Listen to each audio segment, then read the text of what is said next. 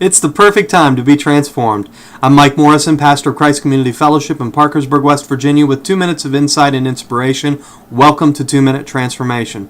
So there's this great account in Matthew's Gospel, chapter 9. Jesus raises a little girl to life. Now Matthew's there and he's recording everything he sees.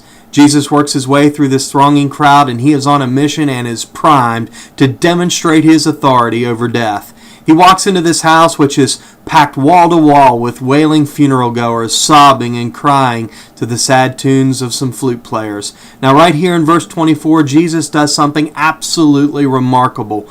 Matthew records him saying, "Make room, for the girl is not dead, but sleeping."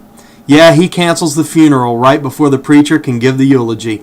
Matthew goes on to say they ridiculed him, rolling their eyes and muttering under their breath. They file out, and Jesus takes the girl by the hand, and she is plucked out of death's cold grip. You've heard the old saying, misery loves company. I've found that to be a pretty accurate statement. Come on, how many times have you seen two or more people work themselves up into a frenzy of negativity? One of them starts in about what a bad night they had, and the other tries to top it. I've been around people who seem to do nothing but talk about how bad this is and how hard that is. I just know that's how the crowd probably sounded as Jesus walked in. Oh, she was a nice girl. Yeah, my, how tragic. That would have gone on for days, how Jesus not come in and cleared the room.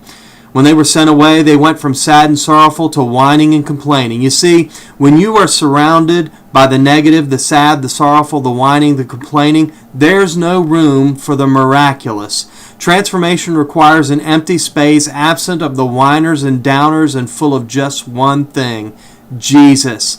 When you put Jesus in an empty space, friends, it is full of possibility. He will do what he did in verse 25. He'll take you by the hand and bring you forth into an abundance of life. So why don't you clear the room, make way for Jesus, and be transformed?